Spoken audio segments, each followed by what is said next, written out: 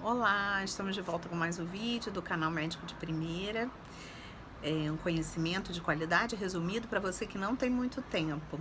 Agora nós vamos falar sobre a parte 5 do livro Antifrágil. Se você não viu ainda os outros vídeos, eles estão todos disponíveis nesse canal no IGTV, tá bom? Essa parte do livro, o autor fala que aquele leitor que não é técnico pode pular. Mas a gente traduziu tudo bem bonitinho para vocês entenderem e não precisarem pular nada, tá bom?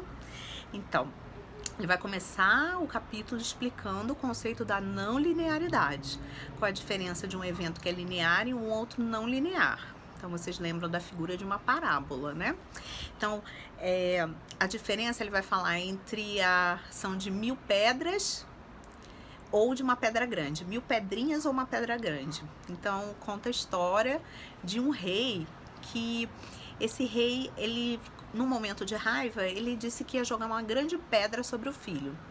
Como ele era rei e não podia voltar atrás na palavra dele, ele pegou e falou assim, a solução que ele encontrou: vou jogar 1000 pedrinhas pequenas, quebrar essa pedra inteira e jogar essas pedrinhas pequenas sobre o meu filho, que assim eu não vou provocar a morte daquele que eu amo. Então mostrando a diferença do impacto de que não existe uma proporção linear de ir aumentando o impacto conforme o dano vai aumentando, né? Ok, então o que é um efeito não linear? Se nós duplicarmos a dose, nós não vamos ter a duplicação do efeito, necessariamente. A gente pode ter ou um aumento muito maior que o dobro ou menor do que o dobro, mas não vai ser um efeito linear e correlacionável, tá? Então, quando uma situação é frágil, para aquilo que é frágil, os impactos vão trazer danos, grandes danos, e maiores à medida que a intensidade vai aumentando desses impactos. Então, um exemplo, um dano de um impacto de um carro a 80 km por hora é diferente de um dano de 10 impactos a 8 km por hora. Se você bebe 7 garrafas de vinho em um dia, é diferente de você beber uma garrafa de vinho por dia durante uma semana. Se você deixa uma xícara de porcelana cair de 30 centímetros de altura, é diferente dela cair 30 vezes de 1 centímetro de altura. Quando você cai de uma altura, uma pessoa de 10 metros, é diferente de você pular 10 milímetros várias vezes, porque durante um dia, se esses danos fossem acumulativos, você em um dia já teria uma fratura óssea. Então não é isso que acontece, não existe essa correlação. Outro evento que o autor apresenta nessa parte é o trânsito, onde o aumento dos carros, você pode, por exemplo, numa via ter um bom trânsito e chegar em 10 minutos com 90 mil carros, e com 100 mil você ter um aumento de mais 10 minutos, já com 110 mil carros ter um aumento de 30 minutos, por exemplo. Então não existe uma linearidade entre o aumento do número de carros e o tempo no trânsito. E a média também, a gente vai ver até mais pra frente esse conceito, a média do número de carros não vai dizer nada para você. Se você souber quantos carros estão passando na média, não vai dizer quanto tempo você vai demorar ou não para chegar no seu trabalho, tá? Então, o frágil, ele é danificado por eventos extremos. E o antifrágil é o contrário, os impactos vão trazer benefícios até um certo nível, tá? Dependendo da curva, até um certo nível eles vão produzir benefícios, tá? O convexo, então a gente vai mostrar, eu acho que eu vou mostrar uma curvinha agora para vocês. O convexo, ele é antifrágil, e o côncavo, ele é frágil.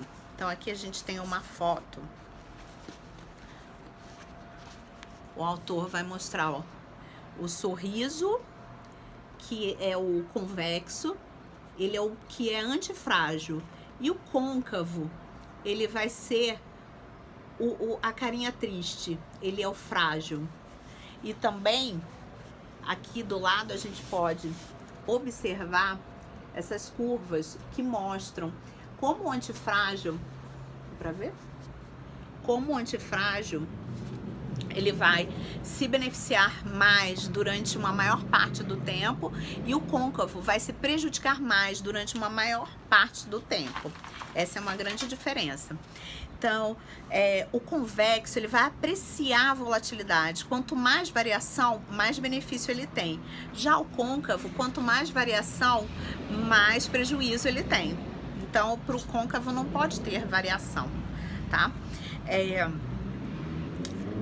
O autor fala da necessidade também de injeção de redundância na vida das pessoas, que nós precisamos injetar na vida das pessoas vários mecanismos de proteção para tudo. Ele fala inclusive com relação ao tempo, para você não se atrasar, porque o tempo ele é côncavo, você não consegue voltar para trás. Então você precisa sempre ter mais tempo. Então você, para não se atrasar, você tem que sair antes, muito antes, para que você possa ter a redundância. Se forem ocorrendo eventos aleatórios que vão lhe prejudicar de chegar a tempo, esses eventos possam ser superados, tá? Então as pressões elas vão se tornar linearmente mais custosas conforme o tamanho aumenta. Uma empresa maior, os danos vão ser maiores. Um projeto maior, os danos vão ser maiores. Então o que acontece, o autor ele vai correlacionar o que existia no passado, como os projetos aconteciam no passado e como os projetos acontecem agora no futuro, e que antigamente era muito mais fácil. Ele vai falar da construção do Empire State, vai falar de construções da época vitoriana da Inglaterra, mostrando como os projetos eles eram, mesmo sendo grandiosos para aquela época, não comparados com os de hoje, eles aconteciam num prazo determinado, não apresentavam tantos atrasos, porque eles envolviam menos pessoas e menos passos onde pudesse haver erro, tá? E uma outra questão que o autor mostra é que o bom funcionamento em periodicidade regular é diferente do funcionamento em períodos de estresse. Então, cada gargalo que existe, ele vai provocar pressão. Um exemplo que ele dá são portas para a saída de um cinema. Se a porta é pequena e todo mundo tem que passar ao mesmo tempo, isso provoca dano. Então, esse gargalo é que piora a situação. Nesse caso, então, se a gente for pensar, quando há déficit público, um governo em déficit, qualquer alteração piora a situação dele. Qualquer aumento na taxa de desemprego piora a situação. A mesma coisa com uma empresa que está endividada, que não tem uma boa situação financeira. Qualquer diminuição do lucro afeta muito mais o balanço do que qualquer aumento nos ganhos afeta muito mais o balanço do que qualquer perda nos ganhos. Se você tiver um aumento de 10% nas vendas, isso vai impactar menos os lucros do que uma diminuição de 10% das vendas, porque uma parte desse valor que entra não vai ser lucro, vai ter que cobrir despesas que já existiam. Então, aí você consegue observar a concavidade dessa situação, tá? Aí ele vai entrar no assunto que a gente já comentou antes com relação às médias. Quando as médias se tornam um leito de Procusto. Então, se vocês quiserem ver mais quem foi Procusto, tem no vídeo da parte 2 do livro, tá? Tem essa explicação. Então, por exemplo, ele vai falar, se pegar uma avó, coitada da avó, né? Mas esse é o exemplo que o autor deu. Pegar uma avó e colocar num local com temperatura média de 21 graus. Olha que delícia, ela vai ficar bem. Mas e se a gente imaginar que é média de 21 graus, mas em alguns momentos a temperatura chega a menos 18 e depois chega a mais 60 graus centígrados? Como a avó vai ficar? Ele fala, ela vai a óbito. Então, mostrando que a média nem sempre representa aquilo que nós precisamos assistir, tá? Que precisamos observar, porque às vezes a variação é mais importante, tá? Então, quanto mais não linear a resposta, menos relevante é a média. Então, mais um conceito. Esse é bem importante para os investimentos. Não confundir aposta rentável com bom prognóstico.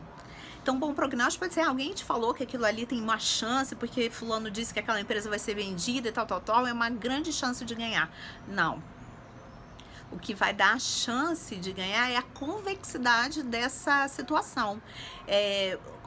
colocar, né, nessa curva e observar se a chance de ganhar é muito maior que a de perder. Se a perda é pequena e os ganhos ilimitados. Então, a opcionalidade da situação é que vão trazer as oportunidades de ganhos antifrágeis, tá? Então, o dano oculto da fragilidade é que a gente precisa ser muito melhor do que o acaso no nosso prognóstico. Tem que saber exatamente para onde você está indo, porque isso apenas para compensar o efeito negativo, tá? Já no caso das assimetrias favoráveis, que o autor coloca como convexidade positiva, no longo prazo, a tendência é de sair razoavelmente bem. Por quê? Porque quando a gente ultrapassa a média, na incerteza, os eventos são, a aleatoriedade é positiva para o nosso lado. Então, a tendência é maior de sucesso a longo prazo. Então, quanto mais incerteza, mais oportunidade para opcionalidade. E isso é melhor para o nosso desempenho. Espero que isso tenha ajudado vocês a entender melhor como escolher um bom investimento. Fico aqui à disposição se vocês tiverem dúvidas e peço que vocês compartilhem se vocês acharem interessante com quem possa se beneficiar também, tá? Uma boa tarde para vocês, um bom final de semana.